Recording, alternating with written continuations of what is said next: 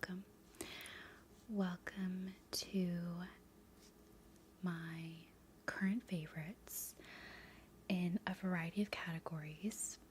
So, yeah, I'm really excited to dive into some favorite products, some favorite recent things. And yeah, I would love to dive in, share all the fun stuff that I'm excited about.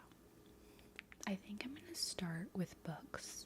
I know, right out of the gate, but we know that's like all our favorite thing. Usually, most of us love our books, so I thought I would share current favorites right now around that. So, currently, I'm actually in the midst of reading this book. It's Women Who Run with the Wolves, Myths and Stories of the Wild Woman Archetype by Clarissa Pinkola Estes, PhD. And I'll just read the back in case you're interested in what this book is about. It says, within every woman there lives a powerful force filled with good instincts, passionate creativity, and ageless knowing. She's the wild woman who represents the instinctual nature of women, but she's an endangered species. In Women Who Run with the Wolves, Dr. Estes unfolds rich intercultural myths, fairy tales, and stories, many from her own family, in order to help women reconnect with the fierce, healthy, visionary attributes of this instinctual nature. Through the stories and commentaries in this remarkable book, we retrieve, examine, love, and understand the wild woman and hold her against our deep psyches as one who is both magic and medicine. Dr. Estes has created a new lexicon for describing the female psyche. Fertile and life-giving, it is a psychology of women in the truest sense, a knowing of the soul. So, this is what the cover looks like, and it's pretty, like, small print. But it's a pretty, I feel, quick read. The only reason I'm only on chapter 2, which I think I have this Who's Afraid of Little Old Me bookmark in the same color scheme, conveniently being used with the book. But I was reading the introduction, and this is the first book since maybe high school or college where I am like, I need to annotate this. In high school and college, it was more like you had to, but for this, I want to. I don't really annotate my books very often, but I've just been feeling the desire, especially with like this type of book. I want to like remember things, and so I feel like, you know, I have my pencil, I'm underlining, and then I'm marking pages that I want to like reference back to, and I already marked the first introduction. She was just throwing lines, and I was like, speak to me, because like this is it, I'm ready to receive. And I read the first chapter, and it was really, I don't know, I feel like going through this bit by bit is important to really just sit and absorb with the words.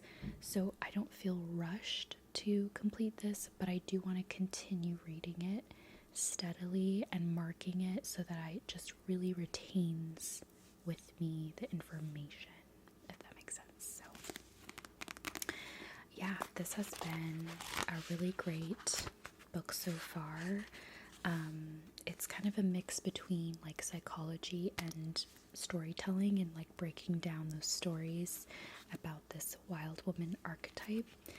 And I really resonate with it right now. I just feel like I'm trying to kind of tap into my wild woman archetype, and a lot of it I'm really connecting with. So I just feel like I really enjoy the writing style, and just personally find it really gripping and not too over my head, which is good.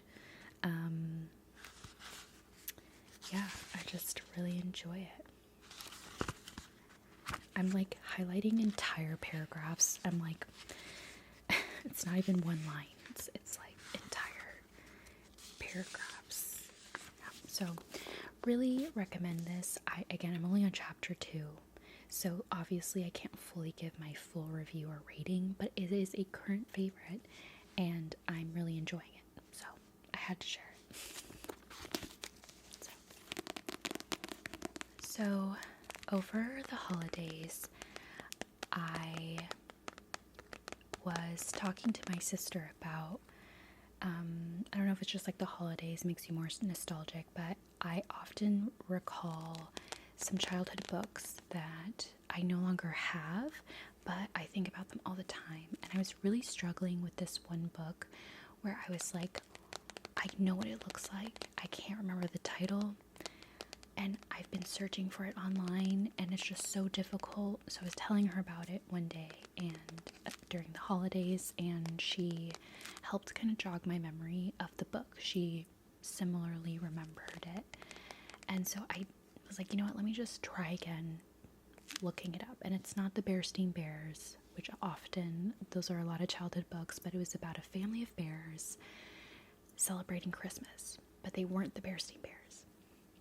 So I started typing in and I couldn't find it. And I was searching like 90s children's books, but then I changed it. I was like, you know what, maybe it's the 80s, because you know how I was born in the 90s, so a lot of children's books were probably already published in the 80s that I was reading by the time I was a small child. I was like 4 years old when my parents read us this book. So I was like, let me just switch it to 80s. And I found it.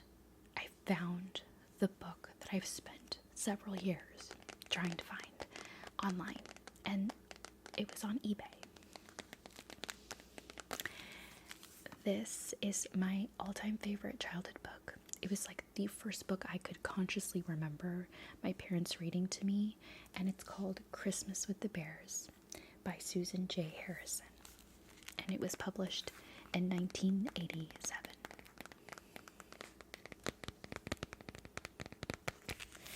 And so it's so funny because in my memory, I can see this, but I couldn't see the title. Like I could see the picture. But yeah. So you can imagine my frustration when the Bearstein Bears kept showing up, because I was like, that's not the right group of bears. Okay. Oh my god. So it's this hardcover picture book. And it's got a beautiful interior, and it's a cutout book, so the cutouts peek to the next page, and this is like a cutout, see? So it was very much like a young children's book. Oh my god, I remember this scene so much, like just I'm like transported back into my 4-year-old body. Like it's very scary. Like I was so excited. I found it on eBay. When I tell you, I would have paid over $50 for this book. But I guess how much it was? $8. And I didn't even pay extra for shipping. It was just $8. And it's like priceless to me. So I'm just like over the moon, so happy. Christmas with the Bears. Is that literally the title? Christmas with the Bears. Literally, that's the title. Like the most basic title I couldn't remember. I remember I would memorize this book. Like the way my parents told the story, I would memorize it and pretend I was reading the book at 4 years old. I know. Oh my gosh. It's just, I mean, it's like 2 lines each page. But when I tell you, this is just, I don't know. I often wonder if like my parents still have this book. It's just, in storage somewhere, like where we couldn't possibly recall it, but I was like, I don't want to make that bet. I don't want to like have time continue going on and this become really rare to find. And just, yeah, I'm so happy, especially because there's so many other books that I kind of vaguely remember but have tried to find and couldn't find them. So I'm really happy. This is definitely a favorite. Like, it's just, you know, again, a priceless thing for me. It just fills my heart with joy. Another book I found on eBay, which was a little easier to remember, but I don't have the original copy that I grew up with. It was my grandmother. She had a set of children's books that I think my dad had when he was young. But one of the books is Morris Goes to School, Morris the Moose. And this is like the exact cover. She had a soft cover version, but this is hardcover, which I don't mind. Like, I'm just glad I have the book.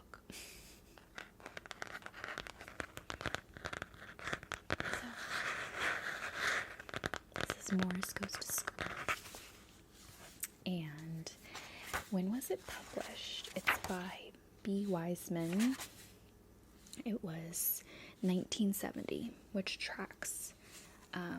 It might have been an additional copy because my dad was born in the 60s, so he was definitely like, this was probably more of a 60s book, but yeah, he wanted to go to school. And it's just like a moose, a sentient moose, a conscious English-speaking moose. And he got gumdrops. I don't know why I thought they were gumballs, but they were gumdrops. And he's trying to learn school. Oh my gosh, just love it so much. Yeah, my grandmother used to read this to me when I was little because it was like the set of children's books she had, and she had a couple others, but I don't know where they are. After she passed away, they disappeared, and I can't remember the titles of the other ones, but I remembered this title, and thank God, because this was more difficult because it's competing with like Bearstein Bear, you know, keywords and all that. But I'm just really happy. I also found this on eBay and it was pretty much the same price, like $7. So again, I would have paid a higher price tag, but yeah, I'm really happy to have them. They're definitely favorites for me. Let's move on to beauty. So my all-time favorite lip combo consistently in like the last several months has been, and I've shared this a few times, so you're probably familiar. I'm not wearing it today, but it's the lip liner stain by this company. I think it's Sacheu, Sacheu, and it's a peel-off one. And this is in the color Pinked, or number 3. So I put this on, let it sit for like 10-15 minutes, usually while I'm doing my hair, because I do my makeup first and then my hair, and then I put on my outfit. Or I put on my outfit and then do my hair, depending on the outfit. And then after I remove the peel off, I moisturize my lips a little bit, just to like make sure they're not very dry. And then I'll put my Wearer Walnut lip liner around. And then I will top it off with my favorite lip oil from Ulta Beauty. It's the Lip Juice Infused Oil in Cranberry Pomegranate. This is my combo. The Trinity, if you will. Yeah. And honestly, you could really do like any lip oil or any lip pencil if you prefer something else. It could even be without the lip pencil, but I really love this combo. It just really works for me, and I love it. So yeah, loving this lip combo. For Christmas, I had a Secret Santa. We do Secret Santa with my immediate family, we just kind of like pick each other's names, and we get one person we can get a gift for like a certain amount. So my Secret Santa, she is my brother's fiance. So we also share what we want, because we don't want to like get something the person doesn't want, because we're not always like that communicative all the time of the things we're like, you know, that we like or that we want. So we do try to give each other lists just to like help. And I did ask for this specific item. It's the Patrick Ta blush. She goes to the gym, and it's like a rose. It's like a rose blush. And so this is the powder. This is the cream. I'm wearing it right now. I love it. It's so good. It's so good. One piece of feedback. It is so pigmented. Like when I tell you, dash of the powder. The cream is fine. The cream is buildable. The powder, this is gonna last me for years. This is like a dab. And then when you dab it, you better work it, because it's staying on you. So I love that, because I hate when blushes, or it's like they disappear. This is gonna stay. But also a little goes a long way. So as long as you are aware of that, I feel like it really works for you. I love the color though. I just feel like it really is like exactly the blush color I love. So Patrick Ta, genius. It's just like so pigmented that yeah, I have to be really careful, because otherwise it's like but yeah, love that blush. Big fan. Alright, that is beauty. So in a similar department, we have fragrance. So my favorite fragrance lately, I saw this at Target, and it's their Finery brand, and this is the Pistachio Please Body Mist. It's amazing. It's so delicious. It reminds me of the Kayali pistachio perfume, pistachio gelato, I think, which is amazing. This is like a sister or cousin of that perfume, but it's so good. Like it's a little different, but it's really good. I'm loving all the pistachio, like sugary scents coming out. Like, keep it up, because I'm a big fan. So super happy about this to add to my body sprays. I love a body spray because sometimes I feel like I can get a little too stimulated by straight up perfume. So a body spray, I just feel like gives me the control of how much I smell of that perfume or fragrance. So,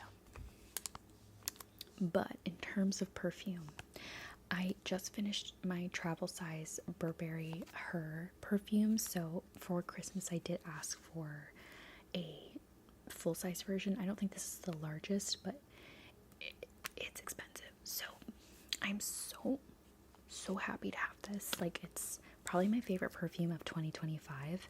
And that's saying a lot, because Kayali's Vanilla and Pistachio Gelato are my other two pretty much favorites.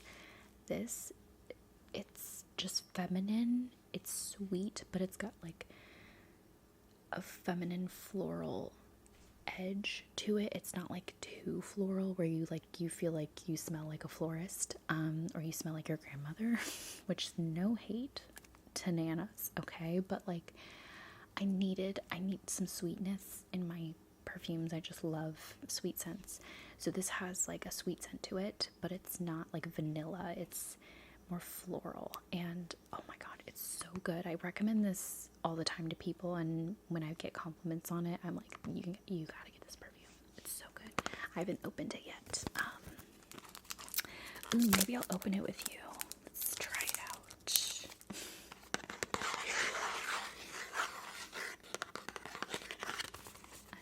Undid that. Took off the paper, the plastic. Okay, so this is the bottle. She's so cute. I'm gonna make this last. So long. I made the travel size version last a long time, so I'm hoping I will make this last pretty long, the whole year, because it's, again, pretty pricey. But they do have discounts around Black Friday, so that's kind of like why I asked for it. So excited. So for fashion, I've been really into thrifting lately. Pretty much majority, like 90% of clothes I buy, I try to do thrifting, because I just feel like there's unique pieces, or it's cheaper, and it's also fun. But I recently went thrifting and found this, like, button down, and I love it. It's so Western vibes and mountainous, and it's cozy. It's like a medium weight material, so it's cozy and good for like the weather we have right now, which is like cold 60s. It's like 60s, 50s, and so sometimes this is like all I really need if I'm going out and about somewhere, and I just feel cozy and like very California cowgirl vibe, you know what I mean? That's just like how the styles are. Feeling very California winter. So yeah, I really like it. It's just nice to throw on top of like a t-shirt or a tank top, and I just love that I found this. And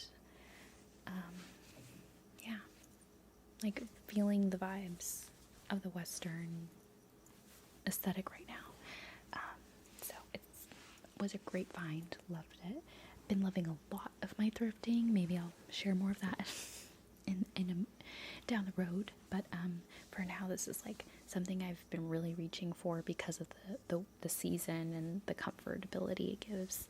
So definitely a big fashion favorite as of late. I did a video going through this bag, but ultimate favorite fashion piece of late is my Coach 2006 or 2008, I'm not totally sure, Coach Legacy bag in brown, and she's gorgeous. I love her. I got her off of Depop, and yeah, I made a whole dedicated video on this bag and how I got it and what's inside. It's just, I love her so much. I don't have a brown bag, so this has just been a great addition to my bag collection, which is like a lot of just black bags, and like I'm like, I really need to just stop doing that because it's so limiting. Yeah, it's so cute. I love it so much. There's like the back. Yeah, great bag. And again, I did a deep dive video on this, so check that out if you want to see more. Okay, and then last for fashion is some jewelry. I found these earrings. I'm so sad because I had these pair of gold earrings. I lost one of them, and I don't know where it is, and I don't remember where I bought those earrings. I think it might have been Target like a long time ago, or Amazon, but I looked in my past Amazon orders and I didn't see it, so I don't know where I got those earrings, and I'm sad. And they were like medium gold. It wasn't like super tiny hoop, it wasn't really big.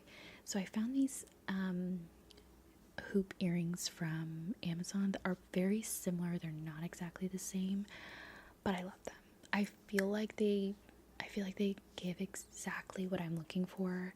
They're not heavy at all on my, like, I don't feel like they're heavy at all. They feel weightless to me.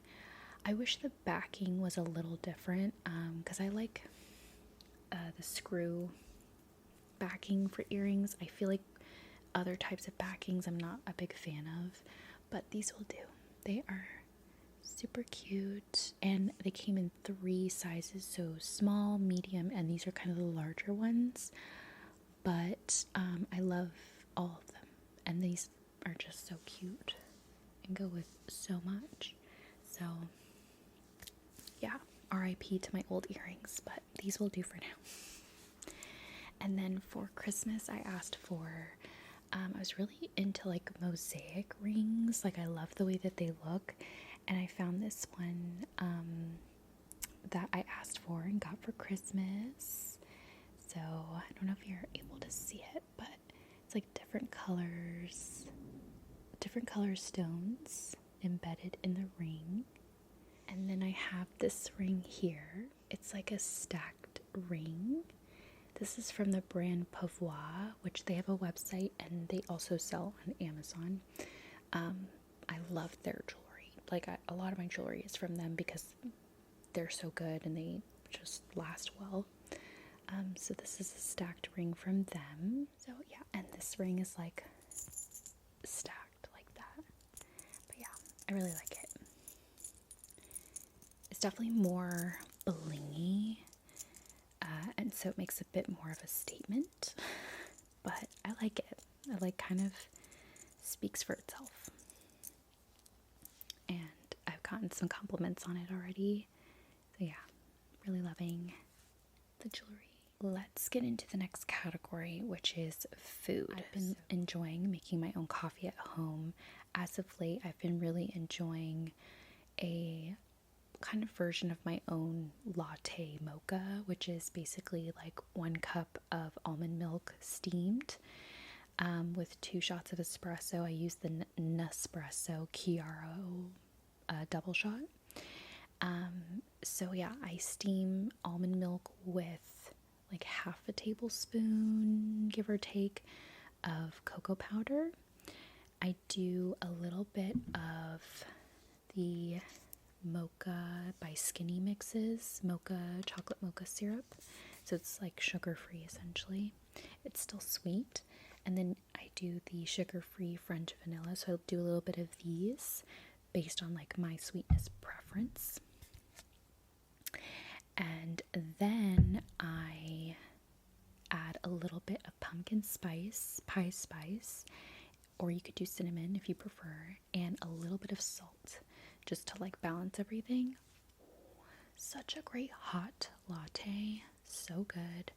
I've really been enjoying that, and it's inexpensive because I'm making it at home.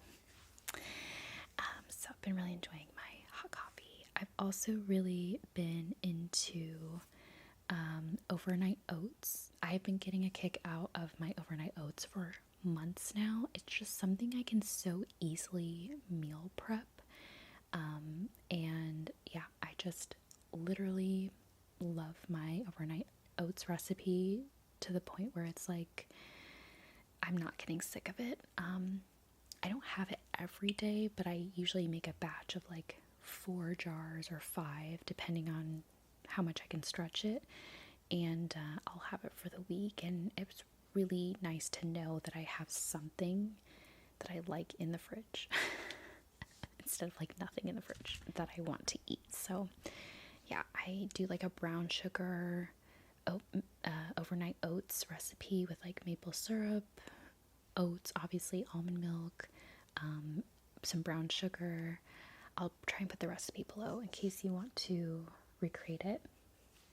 And then I'll add berries to it the next day. So like when I'm ready to eat it, I'll add strawberries, blueberries. You could add fruit to it as a meal prep if you want, but I like my fruit fresher. And then I'll add a little bit of granola, roasted pecans, and some pumpkin seeds or like pepitas. Oh my god, so good. It's so good. It's just the most amazing recipe that I have discovered, and I'm so happy, so excited that I was getting tired of washing my berries. You know, when you have like a handful of blueberries and you're just like precariously trying to rinse them.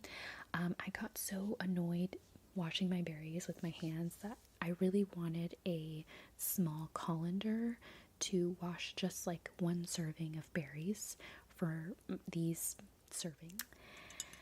So I ended up going to Anthropologie and buying little colanders, and it's so cute because I've been doing strawberries and blueberries, and these have blueberries on them, and they have the little cuts. so that they rinse out the water. And then this is a strawberry. Oh my god, it's so cute.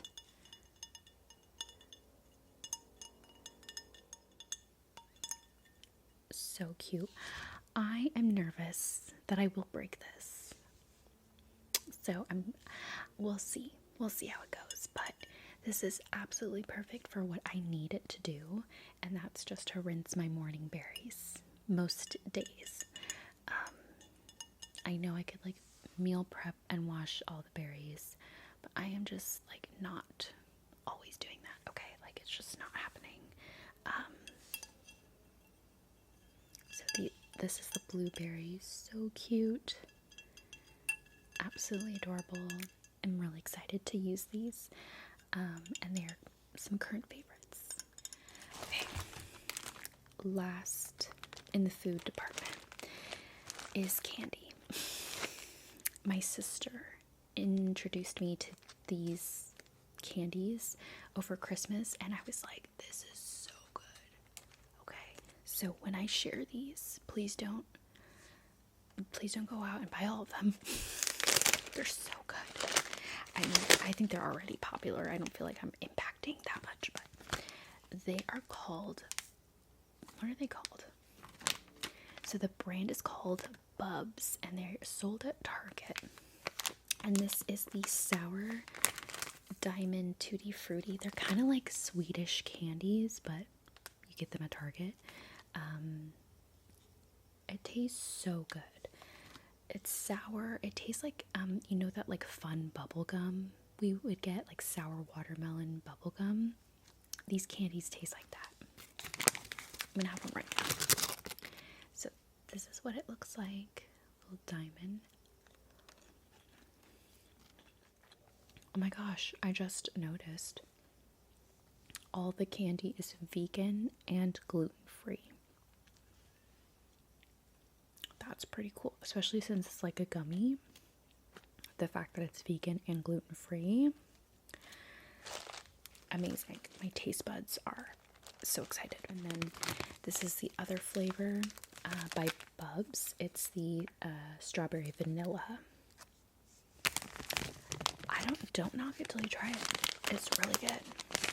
Like, so tasty.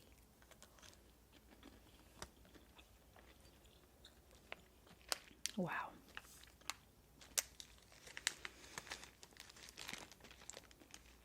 I think they are a Swedish brand. Like, it's owned by a Swedish company, but they are distributed from Texas. It's dangerous because I would eat the whole thing. Yeah, so highly recommend those candies. Okay, let's do the next category, home decor. See it, but it's like that candle lamp. I'll try to insert footage of it without the light on because it's currently being used. But yeah, I got that candle lamp in a white elephant game over Christmas Eve, and it's so funny because I bought a candle lamp for a different white elephant for one of my book clubs that I go to, and I'm in 2 book clubs, so that's why I say that. But I went to a Christmas party and I brought a candle lamp, and I honestly wish I had stolen it because I really did want it. So it's so funny because then Christmas Eve comes, and then that is in a different white elephant that I'm a part of, and I was like, I have to have it because this is my second chance at getting a candle lamp. So I love it. I think it adds like a lamp, which is nice ambiance, and then it also helps burn your candles in like a different kind of way without flames or fire. And yeah, I just really love it. Big fan of a candle lamp, so that's probably one of my favorite decor items for the home. So for the category of like health, fitness, whatnot, I've really been enjoying like going on short walks throughout my work day, just getting outside if the weather is nice. It's just really good to go out, and what I do is I give myself 10 minutes to walk and then I'll go back. And so I do that 3 times during the day, and that's like a 30-minute walk. And I feel like that really helps me get in some steps without being super sedentary. And then I've really still been enjoying going to yoga. There's this yoga studio I go to that has just been really great. And yeah, I've just really been loving that practice. I feel like all of it is very helpful with it's like a form of meditation for me, working out, and I really enjoy walking. I enjoy listening to music while I'm walking, or I'll work while I'm walking if I do the treadmill. And my yoga classes obviously invite a lot of that type of meditation. Pilates as well as home Pilates, like mat Pilates, has been really nice. So those are just the workouts that I really enjoy, but I find that the 10-minute walks adding up to about 30 minutes has been really nice to add into my day, especially when I go into the office. It's nice to just like get out of the office for 10 minutes on my break and like walk around. So it's been really nice to do that. For favorite show and movie, it's literally very recent, but I just started watching Heated Rivalry. I did not read the book, but now I want to. Okay, so I am on like episode 3, but I already love it. And I think, yes, it has like the spicy smut stuff, but I honestly genuinely am loving the actors and the relationship and the dynamic, and I'm excited to see the rest of it. I know there's just been so much like buzz about it, but Heated Rivalry, if you don't know, is a Canadian produced show that has been distributed on HBO here in the US, and it's about 2 hockey players who like each other or have kind of like a situationship, and they like fall for each other. And it's obviously a queer love story, which, if you don't know, a lot of queer love stories don't end happily a lot of the time, like, or there's a lot of tragedy, which, you know, I think a lot of queer people can say they experience that. And I have a close friend of mine where we've spoken about this, where a lot of it's really hard, it has been previously hard to find queer love stories that end in happy ways, and I feel like that community really does deserve to see happy endings, you know. And so it's just really nice to see a show that is like that. That's the trajectory, is a happy ending, and we all know it, but it doesn't take away from like the heartache and like the way they get to become in a relationship, right? Like the journey, it's about the journey. We know the destination, but the journey is like the fun part. The journey is like the hard part, or the meaningful part. And so it's just nice to see that represented more. And yeah, so I can't wait to finish Heated Rivalry, but I'm almost been avoiding watching it because I don't want it to end, and I didn't even start it yet. So I'm, again, only on episode 3, but I'm taking my time with it. So yeah, I just know so many people have been loving it. And also the soundtrack, whoever is doing the music, because I feel like every time I'm watching a scene, it's like the music is pulling you in. It's like this, it's not like you're at the club, it's not like club music, but it's like this intense, almost like hint of club music. And then I can't explain it, but it's the soundtrack is stellar on this show. I feel like I'm really enraptured by the music being pulled into these scenes and the different situations. So yeah, I've been loving it. I also recently watched Bottoms. It's with Io Edebiri and Rachel Sennett. And I know both of them separately, but I've never seen them in this movie. I don't know them personally. I just meant like I know their actresses and writers and stuff. And I know Io's in The Bear, which I love her in The Bear. So I was like, I really want to see this movie with her in it. And you guys, this movie is so funny. Bottoms is about two girls who are friends. They're also lesbians, and they're in high school, and it's basically just like your typical, if you think about the 80s movies, like Pretty in Pink, 16 Candles, like those types of movies. Is it Teen Witch? Like those movies in the 80s were like funny and like overtly funny, like satirical. And this movie, Bottoms, which was made in 2023, I think it might have been like it was supposed to be in the 80s, that they were in the 80s or 90s, but maybe also present day. I'm not sure. Because they were lesbians who were out in their high school. Like it wasn't the fact that they were gay that people didn't like find them popular. It was, they said in the show they're gay and untalented. And it's just so funny. Like these two girls they basically form a self-defense club to try to get women together to form solidarity. But really what they're trying to do is find love. It's so funny. It's so cute. And it's just like, it reminded me a lot of the 80s movies and that like fun but funny and like weird movies, and stands the test of time in a weird way. They kind of like make fun of themselves. One of the funny things I liked about the movie in Bottoms was the football players were always in football gear, like every scene. But like in real life, football players are not always in their football gear. Like that's just not a thing. So it was just so funny to see these teenage boys. They're not teenagers. They're all like in their 20s, 30s. They're just always in football gear, and it's like overtly funny in that way. So yeah, and I really loved the characters and the dynamics. It was like a heartwarming message, but it was also funny, and I just feel like it's one of those movies I could watch again and again, and it'd be funny. Like it'd be fun. Like I would have a good time watching it over and over again. So yeah, Bottoms and Heated Rivalry. I don't know, it was like queer love week for me. I was like, I need to like, yeah, like let's do it. And I love the stories and the lightheartedness that they offer. So, well, Heated Rivalry is a little less lighthearted, but it's still good. So yeah, definitely check those out if you haven't seen them yet. I think they offer something to everyone. Even if you aren't queer, I think it's like a super valuable piece of media still, and you would still have a good time, I think, watching it.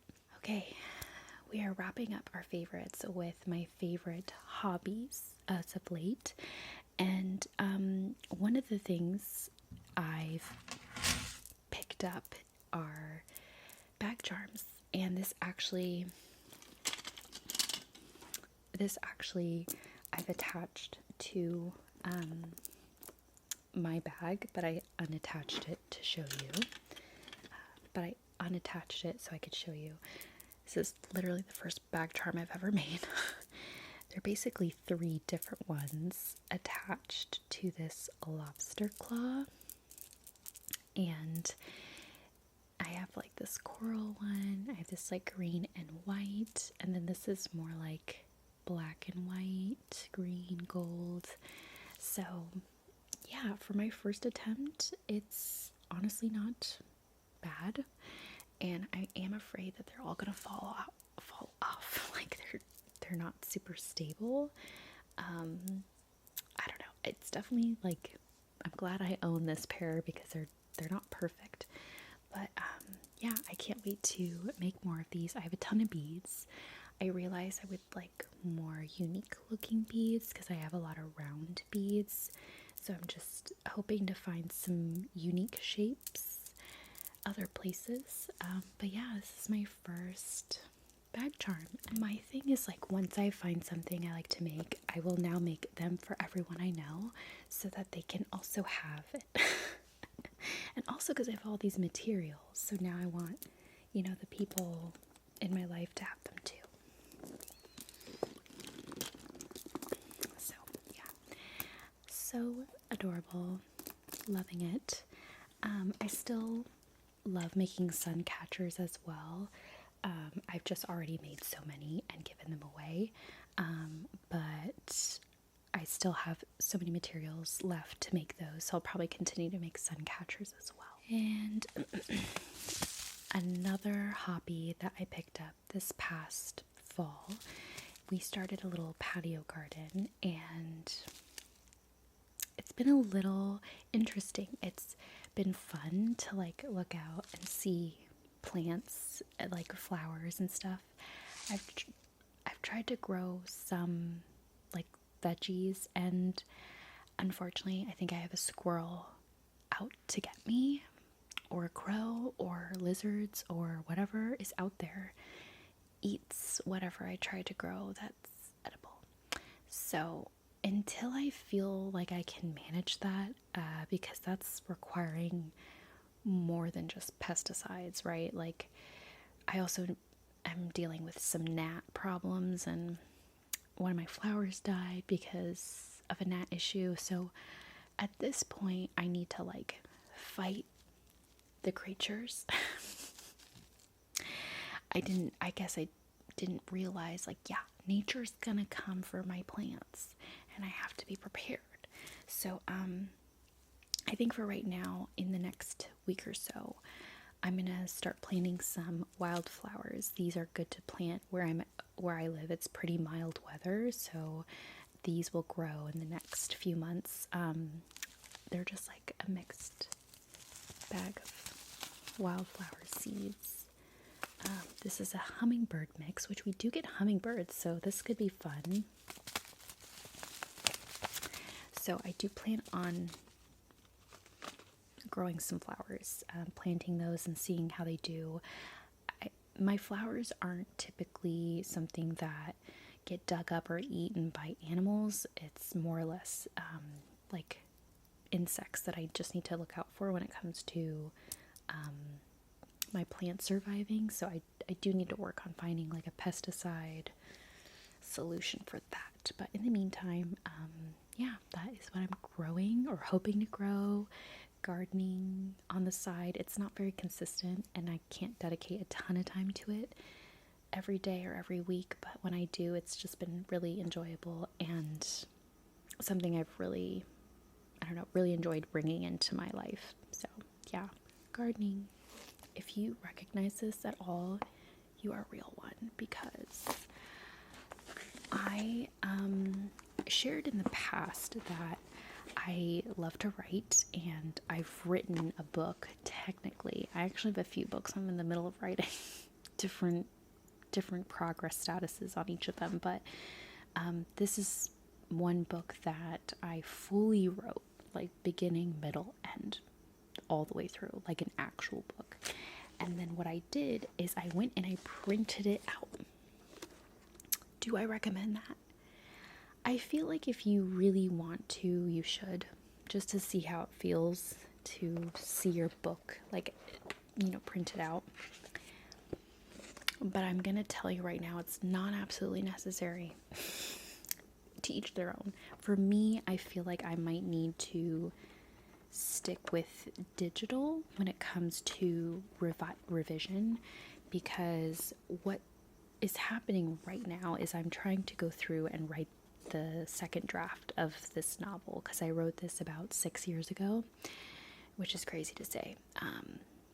During 2021, I finished this book. I had been thinking about this book since like 2018, so this book has been in the making. It's supposed to be like a fantasy romance series, and really I've been thinking about this series since I was 13, so it's just something I care a lot about. And so when you care a lot about something, you might often drag your feet on it because you don't want to like mess it up. You don't want to like break the fantasy, you put it on a pedestal, so to speak, and you don't want it to fall. But I really wanted to create a better writing habit for me, and I think that in order to do that, I have to face my fear, which is going back to this draft and revising it and working with it and, seeing if I still want to work with it, which I do. I'm just scared about how much work it's going to need. It's not too bad. It's just truly like a first draft.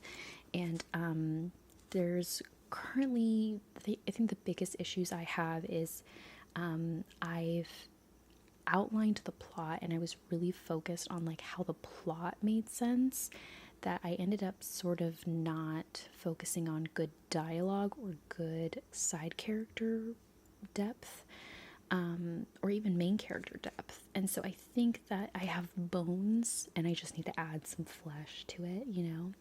And that's probably where a lot of people find themselves. So I'm trying not to be very critical and just accept where I'm at and like keep moving on, keep pushing through and believing in myself, because a lot of it is just faith in yourself and like believing you can do it, right?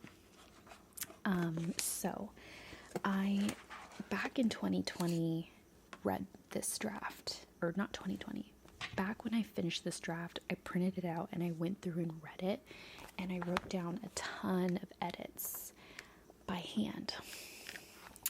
I followed this advice online of like a certain author's way of revision. You know, those people who do like flashcards for outlines? That didn't work for me. It was just too disconnecting. I needed like an Excel sheet. So I figured out what worked for me. And I think with this revision process, I realized that while it's nice to have like a physical copy, I don't think I would do this again for like another book. I would rather just reread it on an online software like Scrivener or Google Docs and go through and comment edits or put edits in the file, which I'm gonna have to do the second draft. For now, I've just been tallying up the edits in an Excel sheet based on this system, and I will rewrite the second draft going through all those edits from the Excel sheet. But I think moving in the future, I may do something different because I don't feel like this system worked for me, and I think it was a big reason why I put it away and like felt overwhelmed to return to it. And so now that I'm returning to it, I'm like, oh, it's not really the book that's scary and challenging. It's like the way I was going about revisions, it just is too overwhelming and like too analog for me. I need it to be a little bit more digital because that's just how my brain works right now. So this is my other hobby, and really like my big goal for this year is just maintaining a better writing habit. And it's not about trying to get this book published or trying to, you know, I can't make that happen. That's outside of my control. But what I can do is work at it a little bit each day or most days, and like that's good enough, and try to become a better writer, you know, like try to just do better and learn and grow and not give up. So this has been an interesting system. I've realized that I would rather just be tallying edits on a digital version of the book right now, not like rereading the physical copy, and then I like do annotations. And then what I've been doing is I've been transferring all the edits I wrote down physically to an Excel sheet, because I just realized this is kind of unhelpful. I don't know, some things I like writing down on pieces of paper, don't get me wrong. I even love writing on paper sometimes, like without the computer. But at the end of the day, when everything's said and done, I really do need to kind of, like, it helps consolidate everything on the computer. It just makes it a little faster, a little easier. So yeah, that is my writing hobby slash, I wish it was like the only thing I had to do sometimes, but I do think right now it's just a good, consistent side hobby that really feeds my creativity and my inner writer. So that is the last favorite. And yeah, I really hope that you've enjoyed this favorites video. It's a lot of favorites. I like a lot of things, but yeah, thank you so much for watching and taking the time to watch this potentially very long video. I don't know. But yeah, I appreciate you sticking around to the very end, and I hope that wherever you are, you're doing well or well enough, and that's okay. And I hope that I get to see you in an upcoming video. Thanks for watching, and I'll see you next time. Take care.